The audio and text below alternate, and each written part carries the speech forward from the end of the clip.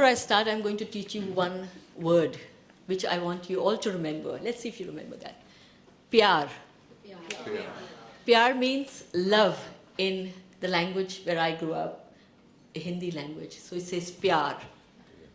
Say pyar. I want to hear pyar. So this event, basically, this Older Queer Voices podcast launch is all about love. It's all about pyar.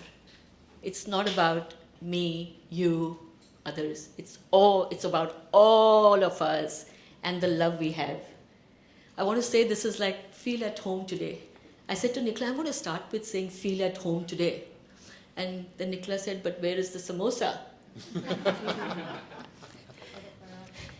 Or the parathas. So this is a safe space where everyone is respected and included, regardless of gender identity and sexual orientation. I want you to feel just as home today as you would feel at mine. Tonight we launch Older Queer Voices, a podcast produced by the Views Room, dedicated to amplifying the lives and stories of older LGBTQ people. Aging isn't easy, I know. And aging while queer adds layers of invisibility and silence. Many of our elders are returning to the closet, especially in health and care settings, and we'll talk more about it. Too many are isolated, erased from community life. And ageism, it doesn't always shout, it whispers through microaggressions and assumptions. If we do have the privilege of growing old, as older queer people, we face several issues which are unique to us. And again, we'll discuss that.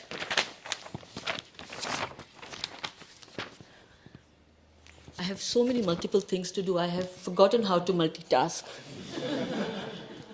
Seriously, at one time I could carry my twins, I could cook, I could look at the laptop, be on the phone. I don't know where those days are gone.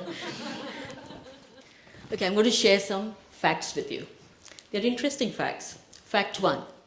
Nearly 1.5 million people over 50 in the UK identify as LGBTQ+. I want us to clap to this. Isn't it amazing? We are making it so colorful for everyone. Fact 2. Over 40% report feeling lonely. And this is quite evident in a lot of ways when I meet people. Fact 3. 2/3 worry about discrimination in healthcare, housing, or elder care. These are people who survived criminalization, the AIDS epidemic, Section 28, but yet are now expected to age quietly or disappear. Even within our community, ageism exists from being overlooked in campaigns, as we'll talk about it, Jan, to being made to feel irrelevant. This is why we're launching Older Queer Voices today, to ensure our stories are told, our experiences heard, and our presence seen. I'm not going to go into a lot of other details, but say that there are going to be very interesting episodes from here on, conversations on scams, relationship scams. They happen in the older people community. We're going to talk about inclusive care homes where some of us I know, and there are many I know, who have had to go back into the closet. The cost of being queer and growing older. We're going to talk about some beautiful, joyful stories as well. And we're going to, at some point, have an intergenerational conversation. Just getting there.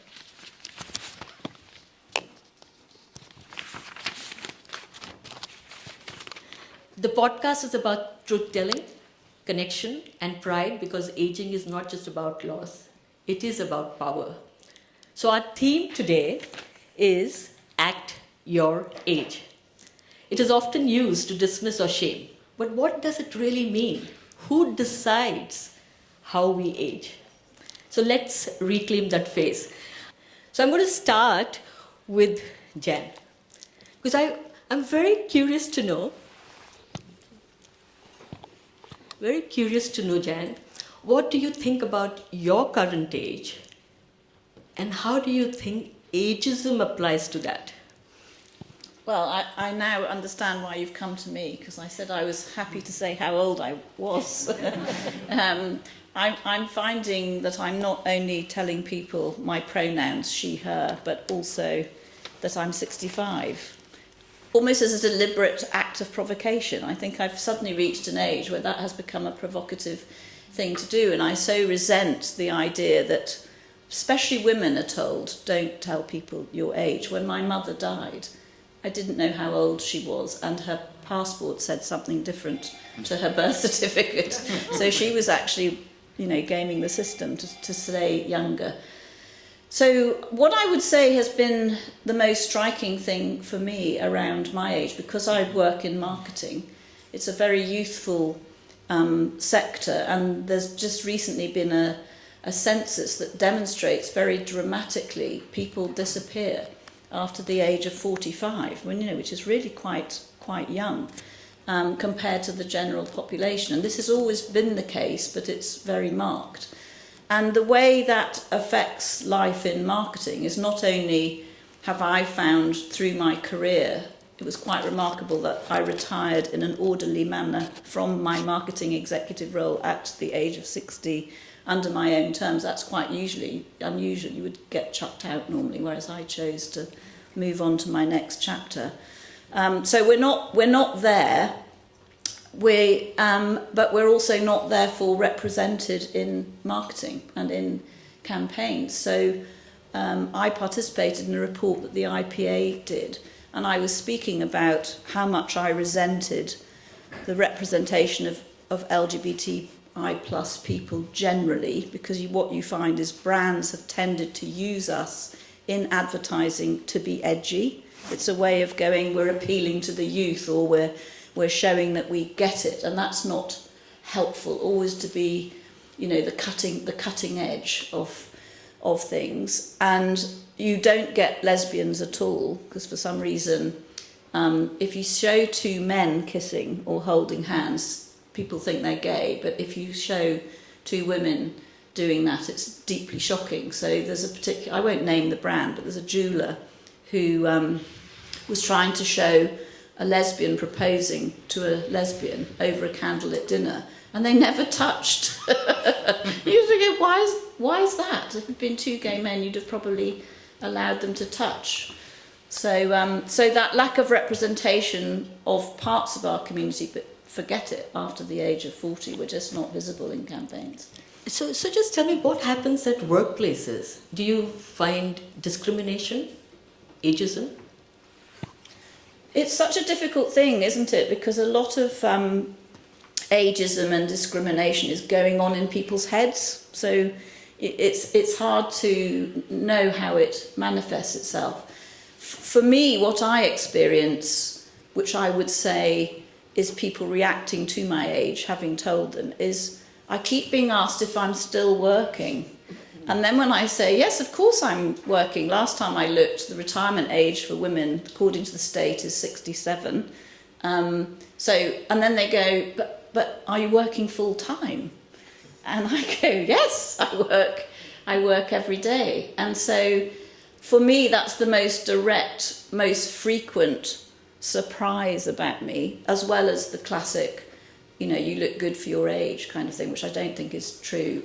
I think I look my age, I am my age. I found doing that exercise very difficult, because I felt exactly the same at every age. I have, the decade birthdays felt like big moments, but I have never been uncomfortable with my age or felt restrained in my behaviour because of my age. So I don't know how I'm meant to be different according to my age.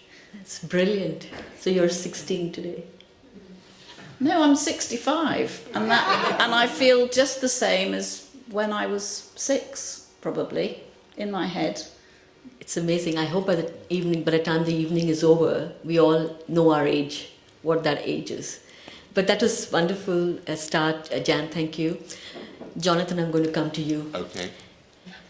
Jonathan, there's a question that has been on my mind, not just for this podcast, but forever. Right. So I'm going to come out with that. Oh, How do when men retire, When men retire. When men retire, they are distinguished, they are experienced, they are the experts. But when it comes to women, we are just old, we just become homemakers. Yeah, I'd love to know your views. I'm not necessarily agreeing with that. I think that everyone's sort of redundant after they retire, and I think young people view people over a certain age as being totally redundant. So I'm not sure I agree with what you're saying. I think it's pretty awful for men and for women, actually, and I think that people view people over 60 as just being pretty irrelevant, actually. I have to work I'm 60 next year, and I have to work pretty hard at sort of convincing people that I should be in the room, and that's partly why I started taking pictures late in life, is because it gave me something to do. Because as a 6-year-old gay man in a kind of, LGBT plus award ceremony or something, which I'm often at, it has actually given me something to do and a bit of a purpose, because otherwise I don't think anyone would talk to me at all, because most people want a nice picture, they are sort of smile back at me. So I don't know. I might have gone off the question. Ask it again, because I'm not sure. That's okay. I just wanted to know whether it is different for men and women, because I think it's equally as shit. Okay. To be perfectly honest, I really do. I think it's really difficult at 60 or 60 plus to find a place within the society you're in, and I think you've got to work pretty hard at it. And I think you've also got to curtail what comes naturally, because people view you in a certain way and have an expectation of how you should behave, which has nothing to do with you. I agree with Jan. I mean, I feel better at 60 than I did at 16. I'm, more at one with myself. I like myself more than I did at 16, or at any age, actually. I think that's a wonderful thing about getting older. But it doesn't really matter what I think, does it? When I'm out and about, it's what people think of me. Yeah, I'd love to know how you navigate that space, because you do a lot of work around. I do, but I think the onus is on me as an older person. I don't think young people are equipped to be as socially adept as somebody at my age, and I kind of understand that and I accept that, and so I have to accept them with their limitations and their notions that I have limitations, although I don't feel that I do at all, that I'm coming down to their level and they're not coming up to mine, but there we are. Love it. That's great, Jonathan. And I'm going to come to DJ Ritu, who we lovingly call DJ. DJ, you are a DJ in a space where there are very young people now. Everybody with a laptop thinks they're a DJ. Don't kill me for it. So how do you deal with that kind of, I'm going to say ageism? Yeah? A lot of the time I try not to think about it. And I think pretty much the same as everyone else. In my head, I'm 5 or 6 as well. It's interesting when I look at my mum, who's 89, and I figure that she must feel like she's 5 or 6 in her head as well. It kind of gives you more of an understanding of the people that are older than us as well. So I was DJing in Portugal over the last 3 or 4 days, and on the plane, on the way there, I sat next to a young American couple. I didn't actually ask how old they were, but I'm guessing they were in their 20s. And it was actually the guy that I was sitting next to. And he said, "So why are you going to Portugal then?" And I said, "Well, I'm going to be working. This is what I do for a living, blah, blah, blah." And he said, "Oh, that's really cool. I'm a DJ too." And I said, "Wow, so what kind of stuff do you do?" He said, "Well, I'm into EDM and I'm into, dance music and, I've even played live." I said, "What do you mean?" He said, "Well, a friend asked me to do a party and I played in front of people. It was really amazing." And I said, "Oh, that's helpful. Yes, it's good if you get to, play in front of people." Anyway, it was quite bizarre sort of talking to him, and I do find this a lot, whereby I'll be sitting or talking with somebody who's in their 20s, who's just recently worked out how to do DJing and how to get sync buttons to do everything for you, and somehow they seem to think that we're on the same level. And we're not really. But guaranteed that the younger people will probably get the lion's share of the work, because, you know, it's a young person's game, the club industry, festivals, blah, blah, blah, you name it. So I'm, you know, ever so grateful for every bit of work I do still get. And more recently that's included, you know, doing very young people type events like the Boiler Room. Doing the Boiler Room was quite interesting, and I didn't feel my age on the night. Well, I did actually, because there was this thing of, I knew that I was going to have cameras, wall-to-wall cameras in front of me, and I knew that if I needed to be able to see the decks and actually read the the playlist from my USB sticks, that I would need to put on reading glasses. And so what I did beforehand was I took my contact lenses out, and then I didn't need the reading glasses. But of course now I couldn't actually see anyone in the room. I could read, you know, the playlists, but I couldn't really see. But that was fine. That was probably a good thing. And how clubs and events like the Boiler Room work now is nobody actually dances. They just stare at you. They're all turned around staring at you with their phones out. And then if you kind of go, they do that too. And when you have the whole room going, it's really effective. It's nice. You know, you feel like you're doing quite well. What you don't tell them is that the next day you can't move. That's interesting. So I'm going to come to the next question. Is about you and I, DJ and us have dinners very regularly, and our dinners last like 6-7 hours. That's because DJ eats so slowly. Right? So we've spoken about being single at a certain age, about loneliness, about the fears of growing old alone. Can you talk a bit more about it, and how do you think that looks for you in the future? Well, you're assuming I might be single tomorrow, or single next year. I may not be single, you know. I see with my mum, who has just become a widow, that it's difficult being single, whatever age you were at. And some people embrace singledom. You know, there's the chance to be, you know, totally who you are and not have to kind of live with or through or someone else and constantly be compromising. So there's lots of advantages to it, but there can be a loneliness aspect which I think affects people, and maybe we're more and more conscious of that as we get older. Friendships, I think, take on greater importance. And really, if I think about my peer group of a similar age, I'm 61 and hurtling towards 62 rather too rapidly. But I think, you know, when we get to our age, a number of our friends, a lot of our friends might already be coupled up, or they may have very strong, you know, family or friendship groups, etc. And they may not have as much energy to fit in work, family, friends, and partner. I mean, friends probably come, you know, further down that list. It's quite different to, say, when I was in my 20s and, you know, coming out, going to the original London Lesbian and Gay Centre, where I became a resident DJ. And I remember having a massive circle of friends.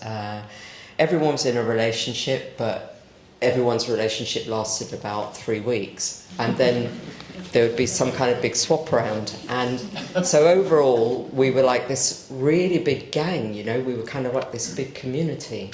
And I don't have as much sense of being part of a community now, I would say. Jan, I'm going to come to you. During our briefing call, Jan made a very interesting comment, which I am going to try and get it back from you. It's fatal, isn't it? You forget what you said. I'll remind you. So, there are stereotypes, right? People put you in boxes. As soon as you get older, people will start making assumptions about certain aspects of our life. I want you to remember that one assumption that people make and tell us about it. Well, I think what you're referring to, and of course I forgot there was going to be this audience listening to me. I was just chatting to you. I think people think you stop falling in love and being interested in sex and being a lover as you get older. All deeply mortifying. I mean, my children were never comfortable about that with me at any age. I think kids always think it's a bit yucky that if their parents sort of show any kind of affection. But it's a peculiar thing, and I suppose it's the cousin of loneliness, is also that one still has desire. And as women, one of the most wonderful inventions that's happened is HRT, and I'm lucky enough to get the testosterone as well as the other bits. And I was tipped off by someone. What you have to do is go to your GP and say you are finding post-menopause that it's affecting your libido, because that's what the men do, and that's how they get the things that help them. You know why I'm looking at you. I'm sure you don't need any help at all. But no, exactly. So it's all part of some of the sexism within the NHS, that it's been much more obvious and easier for men to get help as they get older, to continue to both feel desire and be lovers, the lovers that they want to be. Whereas as women, we have to tell each other. And now I've told all of you, if you go to your GP and say, my libido has really gone off, they'll give you the testosterone as well as the estrogen and progesterone, and suddenly, you feel more in the mood. And that's great, because that's also a very important kind of relationship. And there's no reason why, as we get older, because our bodies obviously do go through this huge change, there is help around. And why not? And why shouldn't we still seek to fall in love and be lovers? Yeah, thanks, Jan. That's was that brilliant. What you meant? That was I it. hope it that was, because otherwise I've really gone off on one. Yeah. No, that's perfect. Because I want us to have these conversations. I mean, no assumptions. I mean, I was on a podcast not very long ago, and it was a live event on sex, and someone said to me, "But you're 50. I mean, you should just retire from everything and have a life." Yeah, it's a real story. Yeah. And I said, is that what you're doing? Because I refused that. My gosh, no. I was always told that lesbians stopped doing it after a few months. And that's not been my experience either. I mean, I have to say there are these funny myths and legends that even exist within our own communities. I find... I never know how to define myself. Some days I say I'm bisexual, sometimes I say I'm lesbian or queer, or I don't really mind about the labels. But there's a lot of self-hatred lesbians do of themselves, and they mock themselves. We're the cat people. Well, I have a dog. Or I remember a survey that was done by a marketing group that lesbians bought this brand of car more than that, or we like sports cars. And one of the myths is that the sex dries up after a few months because we just become friends, because that's what women want, really, isn't it? It's friends. And the longest relationship I've had with a woman was 10 years, and I can assure you it did not all stop after a few months. It's ridiculous. Brilliant to hear, Jan. Now this has become a sex podcast. We're going to have a full 1 hour of sex podcast, and we're going to bring you back. Jonathan, I see you around a lot of young people, and I know you said it is because you take great photographs, but what is the typical conversation that they tend to have with you, and are there any stereotypes that you come across? The conversations I tend to have with younger people are fairly shallow, and I think that's how it ought to be, because when I was young, I would probably look at someone of my age and, think that all of those things had passed as well. So I have to be quite careful about how I deal with young people, because they have an expectation of me as an older person. So And nowadays, we do communicate in a very different way. So I can't communicate in the way that I would have done years ago. So I love young people. I think that I love that sort of naivety of a young person. I love that enthusiasm, and I love the bright-eyed, bushy-tailed people that are experiencing something new. I think it's really lovely to witness and refreshing and gorgeous. And if I can sort of give them the odd snippet of a pearl of wisdom that makes their day a bit better, then great. So I don't expect them to have much of an expectation from me. I have to sort of dull myself down a little bit and remember that they, so I can't be, I don't know what I'm saying. I'm not sure I can be fully myself in the way that I would be, say, with you guys. I mean, I do have to sort of give it some thought, but because I enjoy the company of young people and I want to hear them and I want to listen to them, that it's about me listening to them as opposed to them listening to me in a way. Any stereotypes that you get? Stereotypes? Yeah. What, with gay men? I mean, gay men are, not the... I've never fitted into a gay stereotype at all because I've always been quite unusual looking. I've never been... So when I came out in the early 80s, there was sort of... Oh, God, I don't even use the labels, but, I was not sort of Asian enough. I wasn't this enough or that enough or big enough or, whatever. So I had to sort of develop quite a big personality to be accepted in a room at all. Otherwise, I'd have been absolutely ignored.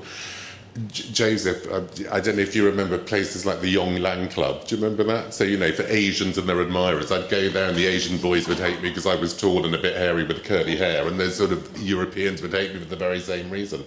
So, and then I'd go to heaven and they'd all be sort of, in a pair of leather chaps or something, and I was there sort of saying, shall I plait my hair? So, it was, so I had to sort of develop a big personality to sort of get through it, as opposed to sort of, being a gay stereotype and not having to say a bloody word because everyone wanted to shag me. So, it's just, it is all of that. The gay world is very sexual. Yeah.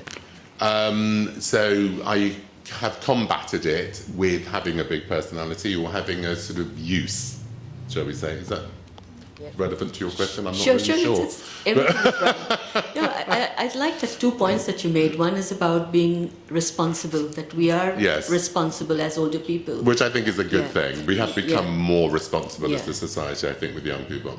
And that some of us still have to work really hard to fit in. Yeah. Well, when I came out very young. I was, a teenager, so I was jailbait for a long time because the age of consent was 21 for the longest time, and I came out at sort of 16. And I have this big question mark in my mind because also in the early 80s, there weren't that many young people around. It's wonderful now that there are, So when I was going to bars... I went to school in Earls Court, which was like Old Compton Street, and I didn't have to wear a uniform when I was tall for my age, so I was, in the Coleherne after school with a satchel. And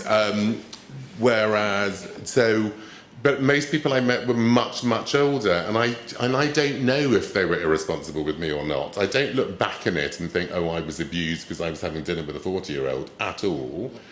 But now I'm older, I would feel really irresponsible by dating somebody 40 years younger than me, so 30 years younger than me. So it's just different times, I suppose. But what I think has changed for the better is I think we are more aware of sort of vulnerabilities, and I think we do look after younger people better than we used to. And but I don't think we can expect too much from young people. I think it's young people should be sort of silly and frivolous and a bit shallow and.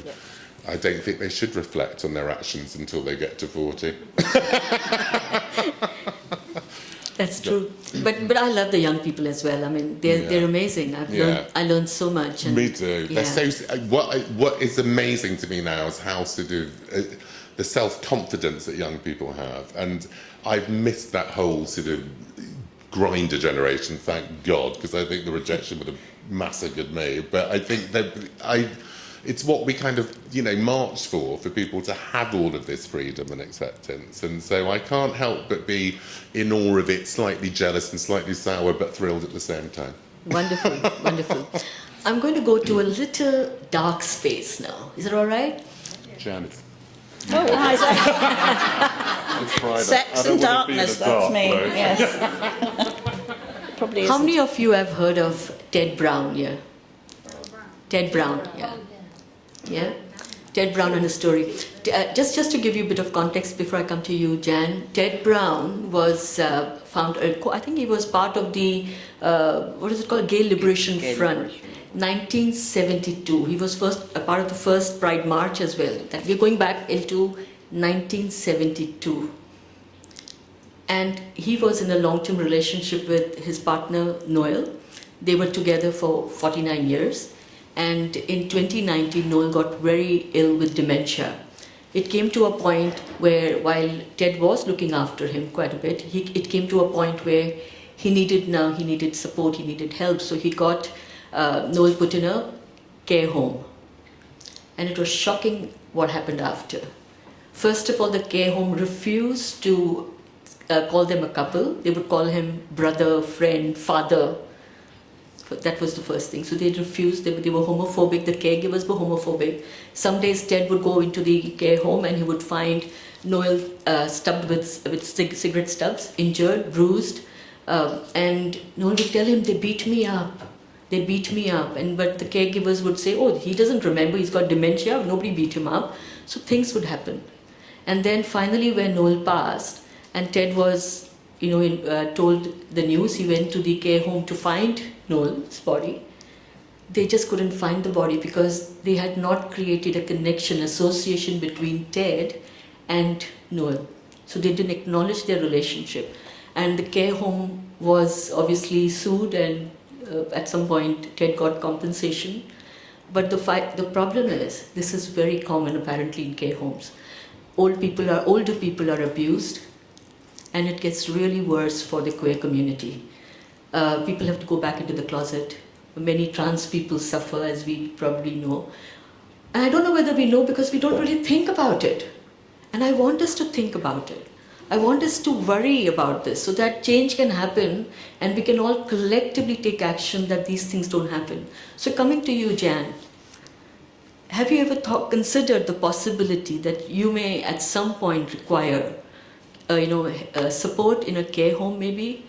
And if so, how do you feel about it?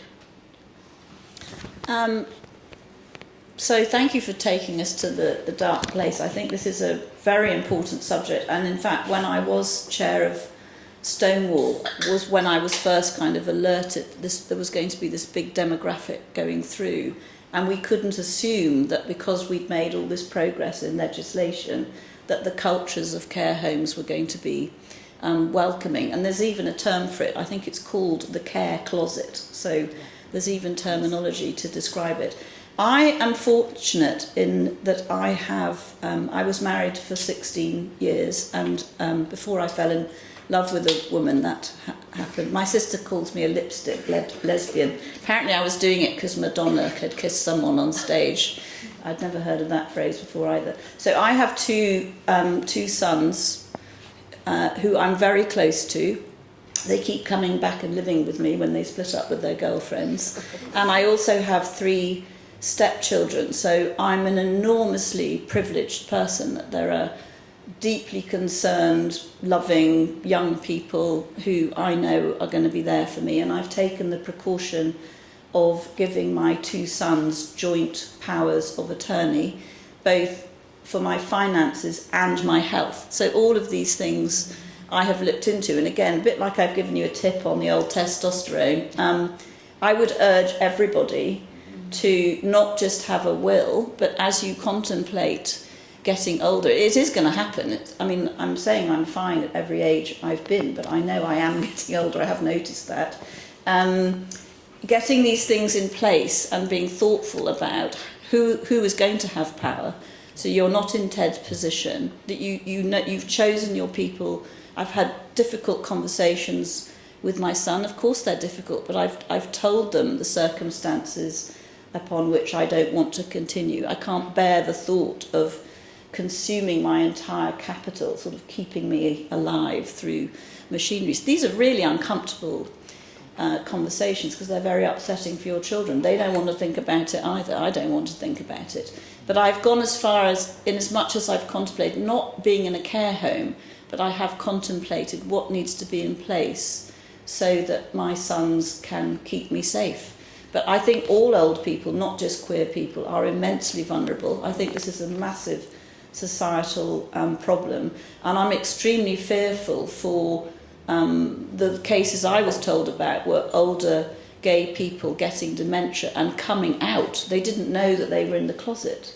I mean, isn't that a terrible thing? Because you think of the older generation who have not been out as much as young people are now, and trans men and women whose personal grooming was not attended to. So they spent their whole lives making sure that they were presenting themselves in a certain way, and the care workers just thought, you know, who gives a fuck about, who cares about that? And so to lose control of your personal grooming, to not be able to remember whether you're in or you're out, these are particular issues that our community need protecting from, and a lot of education needs to go on in the care community.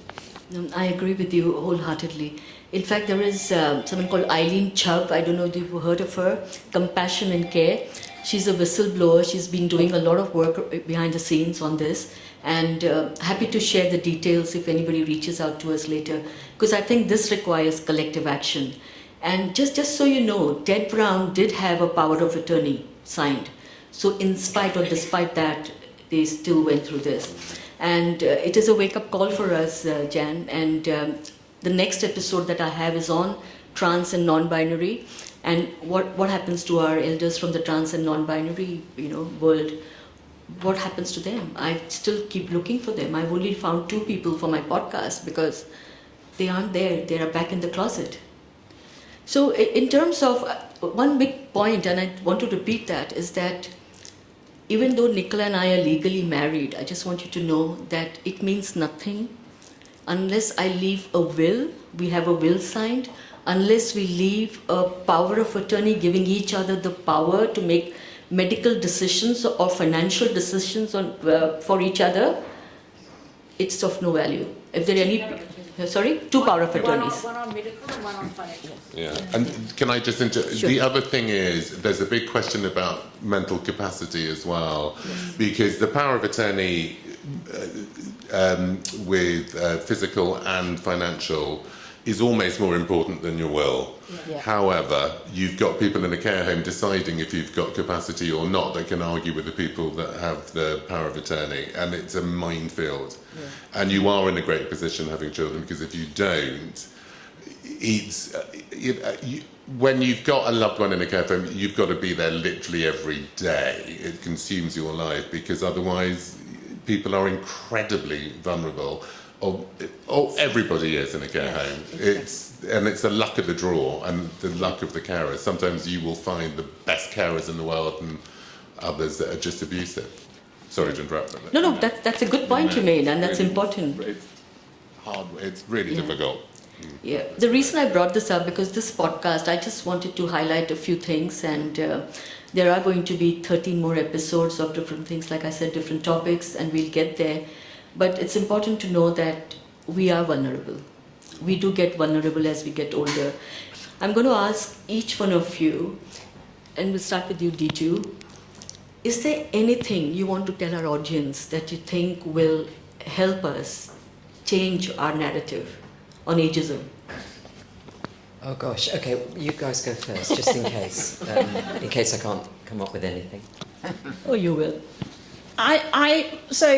I'm a natural optimist.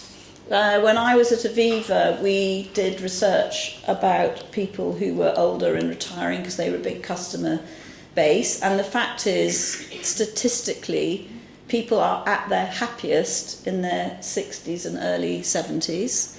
If you're in good health when you're 65, actuarially, you're likely to live till you're 95.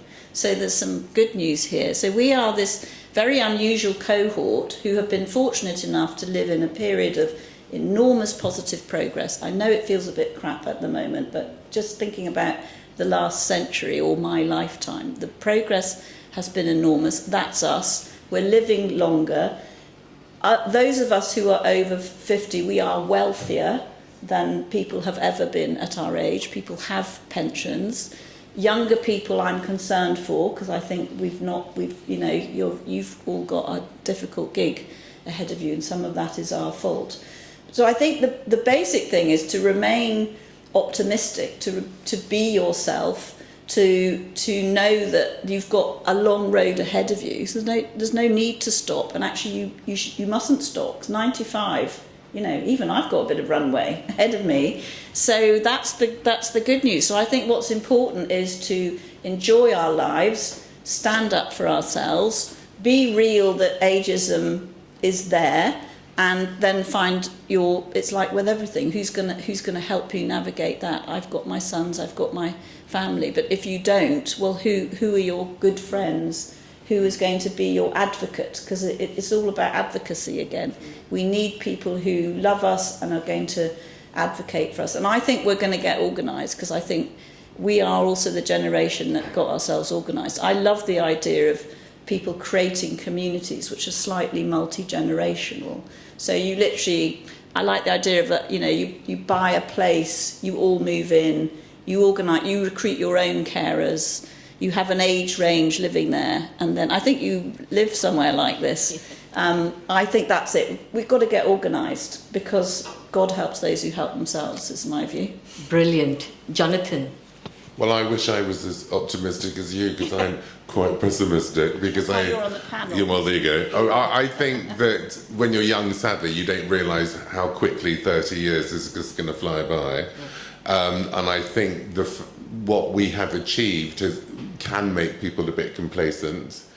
So I'm not sure that, and I think particularly people in London are not necessarily in a position to save for the future, and I think we're all in denial about it.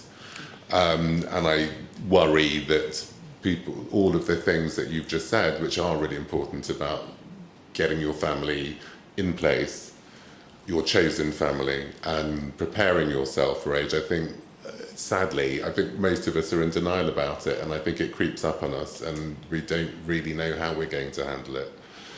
So God, that sounds really miserable. But, I've made every mistake under the sun. I'm still smiling through it. But I do feel really sad for my nieces and nephews who really, I really do worry for the future of this generation and for the LGBTQ plus generation as well. And I think it takes a lot of work to get what we need to see us through our old age. Thank you. They still have us. What a terrible note to end on. Oh God, Jonathan's made me worry now. I know I've left it a bit late to worry, but I'm going to certainly worry now. My thinking is that, all those people that were homophobic towards us 20, 30, 40, 50, 60 years ago, it's really payback time now, isn't it? Because all the students you meet at uni and whatever, they're all queer. Everyone's queer. So surely that's all going to filter through by the time anyone much younger than us gets to our age. By that point, care homes will be like, well, all the carers will be, well, we're queer too, we're all queer, let's all be queer together. So hopefully care homes will have changed by then, if there are any left, or maybe OVO will be funding them by then. And, I think in lots of ways the future is brighter. We have, certainly here in our London bubble, we have a more tolerant, shall we say, society, more inclusive, more diverse, and the other advantage that we have had through our growing up period is, it's been peacetime. No, we've not experienced war directly, so we've been very lucky. We have had it good, and long may it continue. I love the optimism. Yesterday I saw a Facebook post by a friend who turned 50. I said, my 40-year-old friends are turning 50. We just don't accept our age. Suddenly in one day she turned 10 years old. So We are coming to the end of our podcast. We will take a few questions from the audience, and then I will do the closing remarks. And it's been fantastic to have you three. I'm sorry, I think we need another hour together. I think so. I'm just getting started. Hi, I'm Jacinth from Ageism is Nerin Style. Thank you for that fantastic panel. We've been talking today, well, yourselves have been talking about ageism very much through the lens of older people, but as we know, ageism can be experienced at any age, and actually, statistically, younger people are now more likely to say they've experienced ageism than those who are older. One of the ways that we can really combat ageism at every age is through intergenerational practices. It's been found to be one of the most sustainable ways to eradicate ageism and unpick the fact that we actually learn ageist attitudes and stereotypes from as young as the age of 4. So you've talked obviously a bit about the idea of later living. I was just wondering, any other thoughts, how we can combat loneliness, how we can engage, get those conversations going so it doesn't creep up on people so suddenly at different ages, and any thoughts you have on that?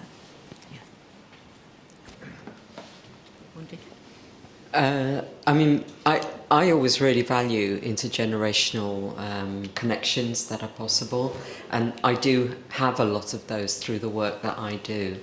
But I think we could be doing a lot more. And with regard to housing, for example, I'm sure you're aware of, the schemes that exist whereby younger people move into an older person's home and perhaps do some of the tasks that the older person can't do, like driving, maybe shopping. But in exchange, they get somewhere to live. Without having to pay a lot of money for it, if any.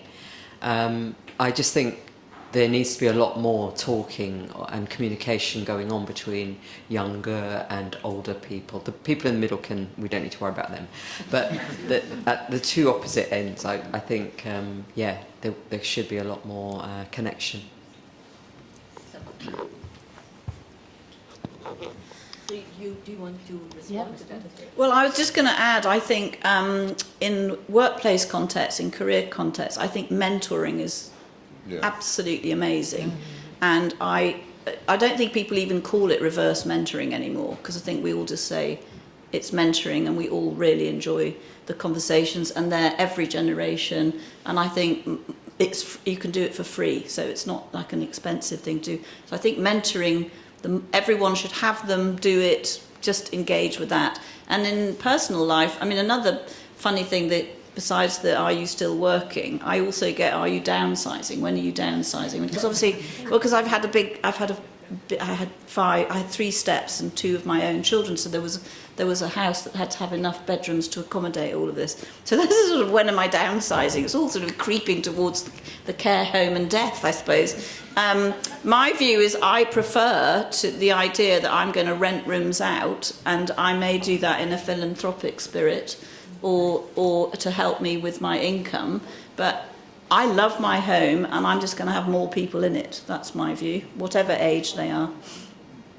I really want to ask if any of you have written your death notes, but I'll leave that for today.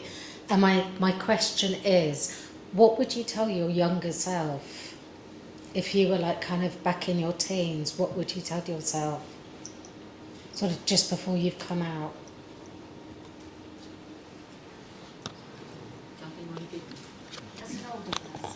About coming out, Well, no, just generally. Well, it's going to be shit with some good bits, and there's going to be some terrible bits, and enjoy the good bits, and cry about the bad bits, and it's all going to be kind of all right, and just do the best you can with it, because that's all you can do. But if you don't mind me coming back to your question, I belong to something called the West London Queer Project, which has been really great, I have to say. And it's I've lived in Chiswick for 27 years, but I've now got this really lovely group of friends of all different ages. And it does require a bit of effort. And tonight I will go after here to see them, and I'm not necessarily going to be in the mood after this, because I'm old now and want to go to bed. But you reap what you sow. And what's lovely about it is that everybody's on the level, because what we don't have now now are as many gay bars as we used to have. So there's no places for people to go and meet in a sort of natural way. All the boys are on sex apps. And so, you know, it's a really neutral environment. And I think, you know, that's a great way of socialising and people learning and being intergenerational. And so what would I tell myself? Just sort of, you know, not be afraid of it, embrace everything that life has to give, expect it to be good and terrible. But communication, I think, is key on every level. I think you're professionally, you can't succeed without communicating, and you can't personally either. So, you know, just talk to everybody and listen to people. Listening is important. Any other questions? Blessings all. Hello, my name is Vaughan. Pronouns they, them. Sorry. Maybe I should move. Okay. So, one of my questions were in regards to intergenerational well-being practices, and because the names have now changed and I have ADHD, I can't actually remember your name apart from Phang at the end, so I apologise. Jonathan, was it? Yeah, and it's Phang, but, you know, Phang. think Phuket. Okay. So, what my question essentially is what do you recommend for well-being practices that are intergenerational? And I have some recommendations myself, but how is it that we all could approach a better way of taking care of ourselves as queer people? And I am a well-being facilitator, hence why I'm asking this, and I'm always looking for these questions. But intergenerationally and with all genders as well, like what is it that you all can propose that you would like to see more of in order to bridge this gap that we aren't really seeing now? I'm probably the most unhealthy person in the room.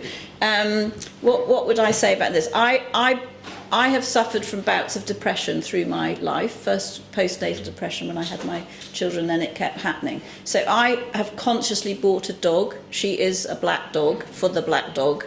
So I feel walking is just fantastic. Again, it's free. We can all do it. So whatever your form of walking is, I have saved and sacrosanct in my diary every day my walking with my dog, and I would recommend that everybody do something like that. The second thing is I always talk about sleep. So very often I do conferences of people talking about leadership and you've had big corporate jobs and what's your big tip at the end, and I always say sleep. You know, make sure you get your sleep. We're just not talking enough about sleep, and people being on their devices. I don't have devices in my bedroom, so you've got to get off them and get off the screens, and you've got to think about how you sleep well. You know, not drinking too much, not having too. I'm just giving all this advice. I don't take it myself, but I do sleep very well and walk my dog. That's all. Two simple things that I think everybody can do. Do you have something? Well, I agree about the sleep thing, because I'm awful if I don't have enough sleep. I'm bits from hell. But I think I'm quite simplistic. I just like people. I like having a conversation, having a drink and a chat. So that's fine. And I do think I have a dog too. And I think walking a dog is great because you meet people that way as well and you exercise. But it's, you know, every jar has a lid. It just depends what floats your boat. But I think also indulging your passions is really important. And I think that sometimes we kind of, when you're young, you know, I love doing this, I love doing that, and then you suppress it because work takes over. And I think it's really important to sort of nourish your creativity. And it doesn't necessarily have to make you money. It's just about making sure that you exploit it. So I do indulge my hobbies very much so. And I think that's really important for me from a well-being point of view. I'd love to hear what your thoughts were about intergenerational spaces that could be good to have and how to create more of them. I have a dog too.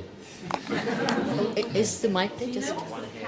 Oh, sorry. Why don't we do that offline and do a recording? Because we need to close that. We'll record that because I think it'll be important. Yes, Andrew. Hello. Lovely conversation. Thank you very much. And lots to think about. And I didn't know about the law and wills and all that kind of stuff. So my mind is now worrying. So thank you very much for that as well. I love the unapologetic conversation around sex as well. I think that's really important, and I'm really lucky to have some elder queer people in my life. So my niece and nephew have great uncles. They've been together for 60 years. One of them is now in a care home, unfortunately, but they've had an amazing life together. And I remember one of the conversations recently with David was, it doesn't go away, you know, it's always there. And I think he's very happy. He's got a new gardener, which he adores. But one thing that struck me is that I moved to Brighton very kind of later in my life. So I say later, I'm only 40, but I spent a lot of my time kind of blending. And then when I moved to Brighton, I kind of found my community and found other queer people. And a lot of my friends are in their 20s, late 20s, kind of early 30s. And I felt a bit bereft about the experiences that people were having of that generation versus what I had when I first came out and what my life was like. And I'm just wondering if any of you had felt the same with your experiences with meeting younger people and how you kind of deal with that as well.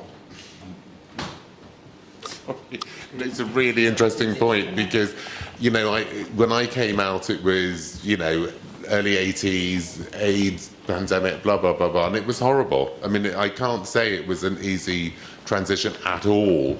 And so, yes, there are times where I do get slightly embittered about it because I'm thinking, God, you don't know how great you've got it. I grew up with such shame about being gay and, you know, and I had to hide it for so long and had to be really resilient to actually be brave enough to go out and experience the gay scene and all of that. And so now I do get slightly, not, I don't know what the word is, I don't want to say irritated, but you know, when sort of people take it all for granted, I do feel, I mean, it is what I marched for, it's what I really wanted, and I am, you know, intellectually delighted, but on a personal level, I can get really sour about it. Yeah. It's the truth. I fell in love with a woman in 2008, and it was weird navigating, but you're married and you're with a man, and you're ruining your children's lives, and you're a lipstick lesbian, and don't be out in a big corporate like Aviva because you'll be the most famous lesbian. So I went in the closet, and it was all very peculiar. So I think my coming out was such a particular and peculiar thing. I'm not sure I have anything helpful to say other than you should just do it and be honest. The thing that I feel is I observe, because I didn't spend my 20s and 30s navigating all of that, I avoided it. I do observe that there are very different attitudes to language. There's a difference. I think I observe that older LGBTIQ people are keener and more willing to explain than younger people are, and I find that I don't understand that. The defiant, go and educate yourself, and you know, there's a sort of anger amongst young people about some of the fumbly, stumbly, ignorant stuff that can happen around us, and I don't understand that because they do have it so much easier, not because of anything I've particularly done that's marvellous, but a little bit more kindness about people not understanding your difference would be the one thing I would love to see. Can we just all be a bit more patient with one another and be patient with older queer people who actually don't want to be out at work because they never were, and they just don't want to have to explain all that. And it doesn't mean that they're a bad person. You know, they've just had a different life experience. So a little bit more respect. I try and understand young people's defiant, fuck off and go and educate yourself.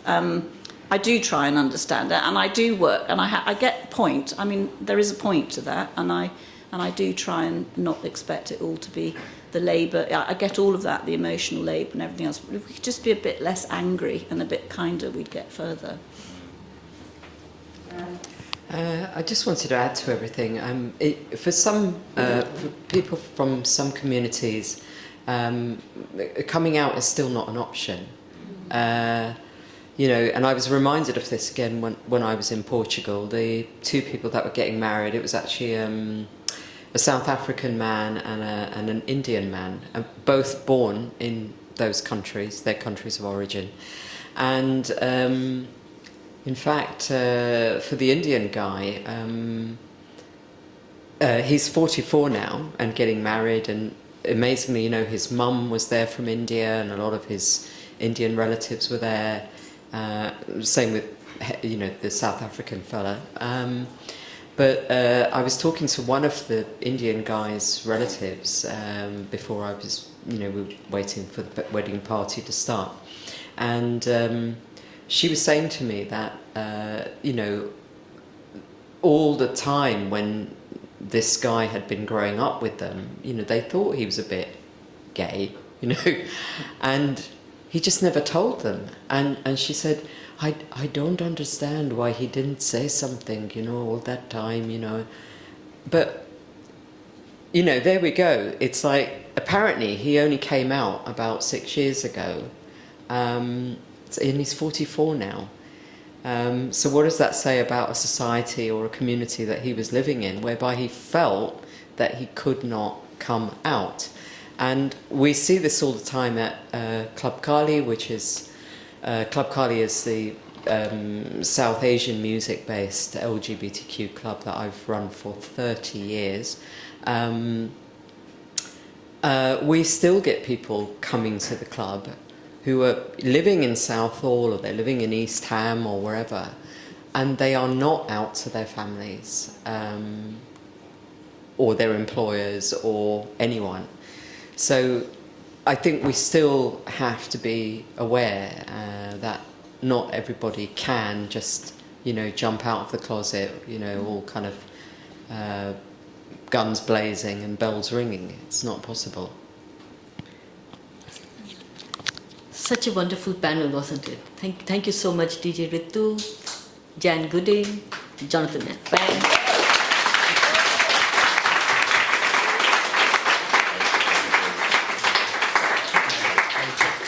This conversation makes me aware that we still have a lot of work to do, our generation. I remember, Jan, you saying to me that we are the change makers, we are the trailblazers, and we will continue to be. Because I would personally love to leave a legacy, and I know it sounds very pompous, but a legacy where our future generations, a legacy of possibilities, I say, possibilities to see a kinder place, a more loving space, and a space where we can just be. Just as a point, I publicly came out at the age of 50. That's a bloody long time to be who you are. So thank you very much. And I remember there was a word I gave you when we just started. I have a memory of an elephant, they say. There are 2 QR codes here. If you want to subscribe to the Views Room, that's the left one on the left. If you want to nominate yourself as a guest, or you have someone in mind who you want to nominate, please use that QR code. And mostly, thank you very much for being here and for your wonderful support. I want us all to clap for you all. And thank you really, I had a fantastic conversation with you. I'm going to go back and do some more reflection so that the next episode becomes more fiery. So thank you very much. And Neil, over to you now. Thank you so much, everyone. Give it up for our panel and for Raga and Nicola. Woo!